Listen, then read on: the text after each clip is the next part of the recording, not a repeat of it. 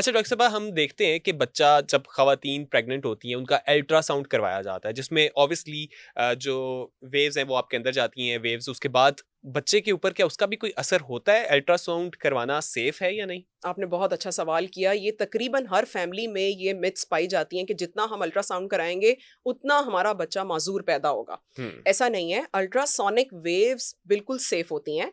Ultrasound रोज़ करवा लें, कुछ नहीं होगा। अच्छा। बिल्कुल, हम रोज़ भी अल्ट्रासाउंड कर सकते हैं। हुँ, अल्ट्रासाउंड की वेव्स ऐसी नहीं हैं कि जो बच्चे के अंदर कोई माज़ूरी करेंगी या कोई भी तरह उसको बीमार कर देंगी। सीटी स्कैन, एमआरआई और एक्स-रे, हुँ। इनमें बात थोड़ी-सी आती है। एक्स-रे हम प्रेग्नेंट वुमेन का नहीं करते। करते ही एक्स नहीं है, करते बिल्कुल भी ही नहीं। नहीं है। ओके। हम एक्स-रे की शुआएँ उसको नहीं देते। हुँ, बहुत कम कभी हमने करना भी होता है तो हम एब्डोमिनल शील्ड के साथ उसका छाती का एक्स-रे परफ़ॉर्म कर रहे होते हैं, वो डॉक्टर्स को पता होता है। अदरवाइज़ हम छाती का एक्स-रे प्रेग्नेंट वुमेन का या इवन पेट के हिस्से में एक्स-रे हम नहीं कराते। हुँ, एक्स-रे की शुआएँ खतरनाक हैं। हुँ। इसी तरह से सीटी स्कैन की शुआएँ खतरनाक हैं। एमआरआई भी हम प्रेगनेंसी में कर सकते हैं। ठीक है, उनका कोई नुकसान नहीं है, हाँ, लेकिन अगर आप एक्स-रे करवा रहे हैं और इस तरह की चीज़ें वो आपको नुकसान दे सकती हैं। नुकसान देंगी। अगर आप उसका अगर अल्ट्रासाउंड इवन एक्स-रे किसी और बंदे का हो रहा है और हुँ, प्रेग्नेंट खातून वहाँ कमरे में खड़ी है, उस रूम में मौजूद है। उस रूम में मौजूद है, तो हुँ, वो शुआएँ भी उसको तंग करेंगी। वो शुआएँ भी बच्चे में माज़ूरी लाएँगी।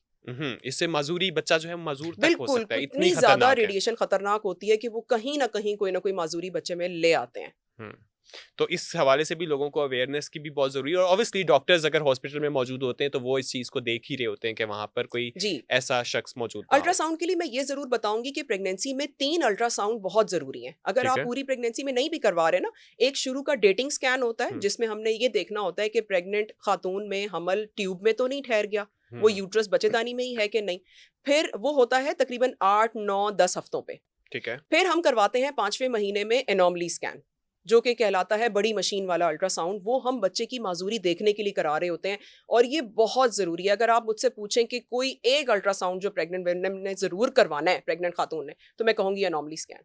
और ये क्योंकि किस टाइम पे होता है? ये होता है 5वें महीने में, यानी कि 19, 20, 21, 22 हफ्तों में।